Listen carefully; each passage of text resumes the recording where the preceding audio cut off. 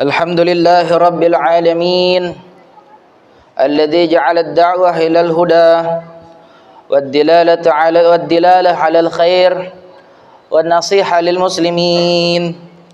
أشهد أن لا إله إلا الله الملك الحق المبين، وأشهد أن سيدنا ونبينا محمدا عبده ورسوله صادق الوعد الأمين.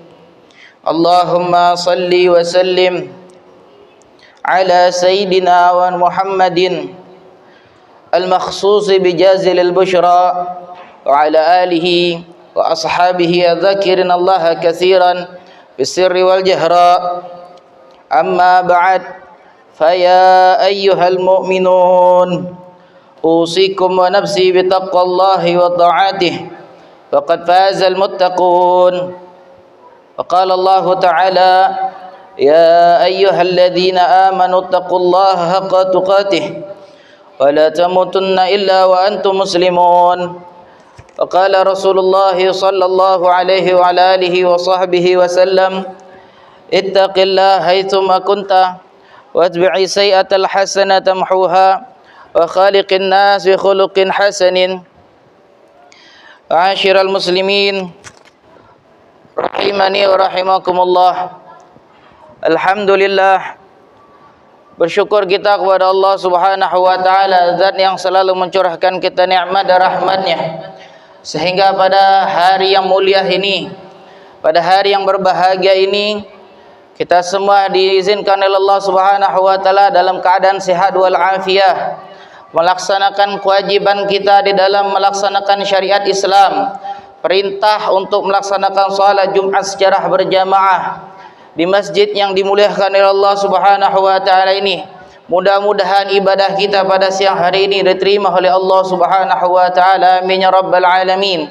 Dan salawat beriringkan salam tetap tercurahkan kepada junjungan kita, suri tauladan kita, panutan bagi kita, baginda Nabi besar Nabi Muhammad sallallahu alaihi wa alihi wa sahbihi wasallam, beserta keluarganya, sahabatnya dan pengikutnya akhir zaman. Dan tak lupa khatib mengingatkan diri pribadi serta mengajak jemaah sekalian agar sama-sama kita bertakwa kepada Allah Subhanahu wa taala dengan sebenar-benarnya takwa. Yang dikatakan di dalam kitab An-Nasaih Diniyah, at-taqwa imtisalan li awamirillah. Takwa ialah kita mengerjakan perintahnya Allah Subhanahu wa taala dengan semaksimal mungkin, wajtinabun nawahi, dan juga kita berusaha semaksimal mungkin agar kita menjauhi segala yang dilarang oleh Allah Subhanahu wa taala. Ma'asyiral muslimin rahimakumullah. Di bulan yang haram ini kita berada di bulan Zulqa'dah, yang sebentar lagi akan masuki bulan Zulhijjah, yang merupakan bulan haji. Mudah-mudahan kita di sini, baik yang sudah mau pergi haji maupun yang akan ataupun yang telah terniat disampaikan hajat kita oleh Allah Subhanahu wa taala, untuk sama-sama kita melaksanakan perintah di antara rukun Islam yang kelima, yaitu berangkat haji ke tanah suci Mekkah Al-Mukarramah. Ma'asyiral muslimin rahimakumullah, hendaknya kita untuk senantiasa memperbanyak syukur kepada Allah Subhanahu wa taala atas nikmat-nikmat yang kita saat ini miliki, terkhusus yaitu nikmat Islam, yang mana ini merupakan paling agung yang nikmat dan paling besarnya dan paling utamanya. Sebab jikalau kita ingin menghitung nikmat-nikmat kita yang kita miliki saat ini, mulai dari mata kita yang masih bisa dapat memandang, atau lisan kita yang masih bisa berbicara, atau telinga kita yang masih bisa mendengar, sungguh kita tidak akan bisa mampu menghitung nikmat tersebut. Hal ini telah ditetapkan oleh Allah Subhanahu wa taala di dalam Quran surat Ibrahim ayat yang ke-34. Allah Subhanahu wa taala berfirman, A'udzu billahi minasyaitonir rajim. Wa in ta'uddu ni'matallahi la tuhsuha. Sungguh jikalau kita ingin menghitung nikmatnya Allah, niscaya kita tidak akan bisa menghitung nikmat Allah Subhanahu wa taala. Dan ketahuilah bahwa wahai saudaraku, bahwa nikmat yang paling besar ialah nikmat kita saat ini mengikuti agamanya Nabi Muhammad sallallahu alaihi wasallam. Bahkan Nabi Allah Musa alaihi salatu wasalam diceritakan beliau mengharapkan kenikmatan-kenikmatan yang dimiliki oleh umat Islam juga terdapat di kaum beliau. Tapi tidak, sungguh itu merupakan kekhususan, keistimewaan kita sebagai umat Islam. Maka kita harus menjaga nikmat ini, wahai saudaraku, sebab seandainya Allah memberikan kita begitu banyak kekayaan dunia, harta, jabatan, namun Allah Subhanahu wa taala jauhkan kita dari nikmat Islam ini, suatu hal yang sangat berbahaya ini bagi kita semua. Kita jauh dari rumah ibadahnya Allah, baik itu masjid maupun itu musholah. Dijauhkan kita dari majlis-majlis ta'lim, dijauhkan kita dari ulama, bahkan kita tidak mendapatkan kelezatan di dalam beribadah, sibuk kita di dalam urusan dunia. Maka ketahuilah wahai saudaraku, hendaknya kita mewaspadai akan hal ini, karena ini merupakan satu hal yang sangat berbahaya, merupakan salah satu sebab kita bisa dalam keadaan wafat, dalam keadaan su'ul khatimah wal a'yadu billah. Namun sebaliknya wahai saudaraku, seandainya Allah tidak memberikan kita kekayaan dunia, tidak memberikan kita harta, tidak memberikan kita jabatan, akan tetapi Allah memberikan kita nikmat Islam yang sangat besar kepada kita semua. Kita mampu bisa hadir di masjid rumah ibadahnya Allah, beribadah, mendapatkan kelezatan di dalam beribadah. Mampu kita menghadiri majelis ta'lim, mendekati para ulama yang merupakan contoh dan tauladan kita di dalam kita mengambil ilmu syariatnya Islam. Maka beruntunglah kita wahai saudaraku, karena hal ini adalah salah satu asbab kita mendapatkan kebahagiaan di dunia dan juga di akhirat. Dan ini merupakan juga salah satu asbab kita mendapatkan wafat dalam keadaan husnul khatimah. Paling puncaknya tujuan di dalam kehidupan kita ialah mampu kita nanti di akhir hayat kita wafat dalam keadaan husnul khatimah. Karena ini adalah salah satu ciri orang-orang yang akan nanti memasuki surganya Allah Subhanahu wa taala. Ma'asyiral muslimin rahimani wa rahimakumullah. Di dalam sebuah hadis, baginda Nabi besar Nabi Muhammad sallallahu alaihi wasallam bersabda, "Walladzi la ilaha illa ghairuh, inna ahadukum la ya'malu bi'amali ahli al-jannah hatta ma yakunu bainahu wa bainaha illa dhira', fayasbiqu 'alaihi al-kitab fay'amalu bi'amali ahli an-nar fayadkhuluha. Wa inna ahadukum la ya'malu bi'amali ahli an-nar hatta ma yakunu bainahu wa bainaha illa dhira' fa yasbiqu 'alaihi al-kitab fa ya'malu bi'amali ahli al-jannah fa yadkhuluha." Hadis ini dikatakan para ulama, para orang-orang saleh, mereka menangis ketika mendengar hadis ini.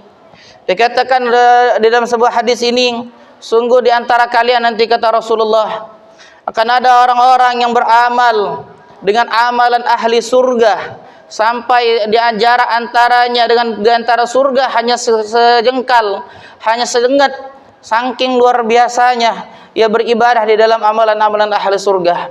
Namun Allah Subhanahu wa taala mentakdirkannya dalam hal yang lain sehingga ia memiliki amalan ahli neraka dan ia dimasukkan Allah Subhanahu wa taala dalam surga. Dan juga di antara kalian, kata Rasulullah, akan ada orang yang beramal dengan amalan ahli neraka, namun Allah menakdirkannya hal yang lain sehingga ia ditakdirkan oleh Allah Subhanahu wa taala memiliki di akhir hayatnya amalan-amalan orang-orang penghuni surga sehingga ia dimasukkan oleh Allah Subhanahu wa taala di dalam surga. Maka berhati-hatilah ikhwan, wahai saudaraku, di dalam menjaga niat kita, menjaga hati kita, kuatkan niat kita di dalam keyakinan kita kepada Allah, mantapkan i'tiqad kita. Dikisahkan di dalam sebuah kitab yang berjudul Al-Majalis As-Saniyah yang merupakan syarah di dalam kitab Hadis Arba'in An-Nawawi. Di dalam kisah tersebut ada seorang bersaudara yang mereka tinggal dalam satu rumah, yang si kakak tinggal di lantai 2 dan si adiknya tinggal di lantai yang paling bawah. Si kakak adalah orang-orang yang soleh, termasuk golongan orang-orang yang soleh, yang selalu beribadah kepada Allah. Sedangkan si adik adalah orang-orang yang selalu bermaksiat kepada Allah. Suatu ketika terlintas di dalam hati mereka Si kakak terlintas di dalam hatinya bahwa ia melihat adiknya yang selalu bermaksiat dan ia selalu beribadah, sampai terpikir di dalam hatinya untuk sekali untuk bermaksiat kepada Allah. Begitupun sebaliknya si adiknya yang baru pulang di dalam maksiatnya, melihat kondisi tubuhnya yang terlentak, yang terbaring tanpa daya upaya karena baru meminum khamar. Terpikir di dalam hatinya bagaimana nanti akhir hayatnya, dan ia berniat di dalam hatinya untuk mengikuti jejak langkah daripada kakaknya untuk beribadah kepada Allah. Terlintas dalam hatinya, maka si kakak yang berniat tadi turun ke lantai 1 dan si adik yang berniat tadi naik ke lantai 2. Subhanallah, takdir Allah Subhanahu wa taala menakdirkan mereka berdua, saudara yang besar yaitu si kakak, jatuh di lantai 2. Tergeletak dia menabrak adiknya yang sedang mau naik. Subhanallah, keduanya wafat dengan niat yang berbeda. Kakaknya yang berniat untuk bermaksiat dan adiknya berniat untuk beribadah. Allah menakdirkan mereka, meskipun kakaknya beribadah, namun terlintas dalam hatinya untuk bermaksiat sampai ia meninggal, Allah jadikan ia penghuni neraka. Dan kakaknya yang adiknya yang berniat untuk beribadah, bertaubat ia kepada Allah, walaupun kesehariannya bermaksiat, Allah jadikan dengan sebab niatnya yang teguh, ia dijadikan menjadi orang-orang yang penghuni surga. Maka ma'asyiral hadirin rahimakumullah, jagalah hati kita, jangan sampai kita ditakdirkan sebagaimana mereka.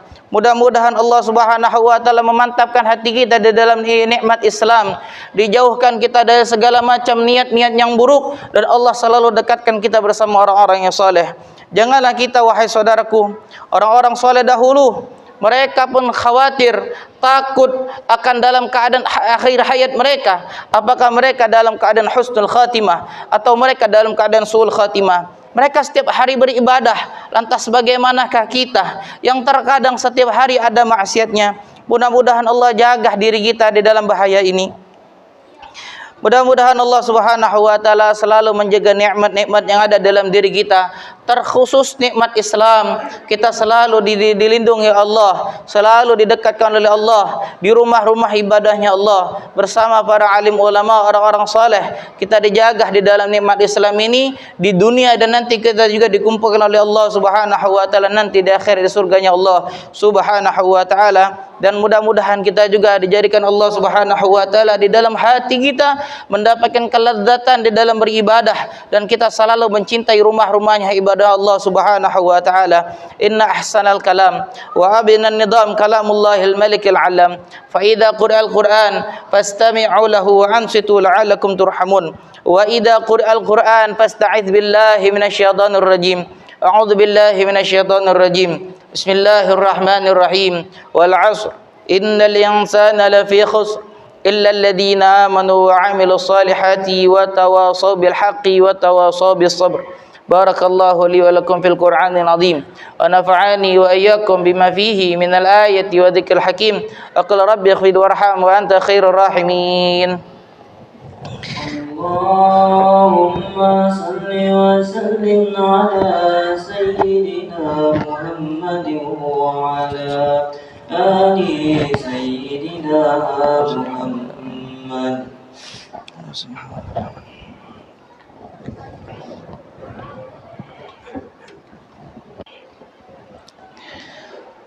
Alhamdulillah, alhamdulillahilladzi a'ada al-'ida wa qarrara. Ahmaduhu subhanahu an khalaqa wa sawwara. Asyhadu an la ilaha illallah wahdahu la syarika lah, syahadatan yazqihul bihal mihzana fil mahsyar. Wa asyhadu anna sayyidana wa nabiyyana Muhammadan abduhu wa rasuluhu al-mab'utsu ilal aswadi wal ahmar. Allahumma fasalli wa sallim ala sayyidina Muhammadin wa ala alihi wa ashabihi al-faizina bisyarafil abkhar. Amma ba'd, faya ibadallah, ittaqullaha fima amar wantahu amma nahallahu anhu wa hadar, wa'lamu anna Allah ta'ala shalla ala nabiyyin qadimah.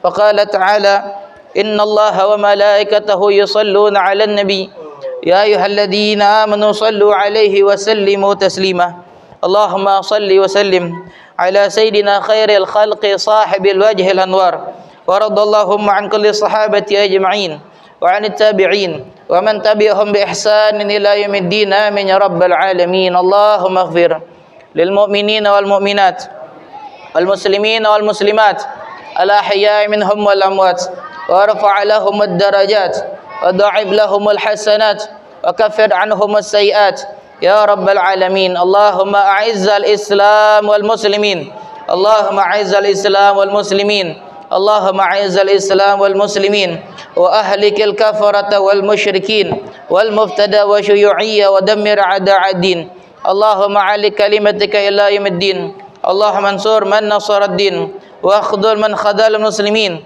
ربنا اغفر لنا ولإخواننا الذين سبقونا بالإيمان ولا تجعل في قلوبنا غلا للذين آمنوا ربنا إنك رؤوف رحيم ربنا آتنا في الدنيا حسنة في الآخرة حسنة وقنا عذاب النار عباد الله إن الله يأمر بالعدل والإحسان وإيتاء ذي القربى وينهى عن الفحشاء والمنكر والبغي يعظكم لعلكم تذكرون فاذكروا الله العظيم يذكركم واشكروه على نعمه يزدكم ولا ذكر الله أكبر والله يعلم ما تصنعون قم الصلاة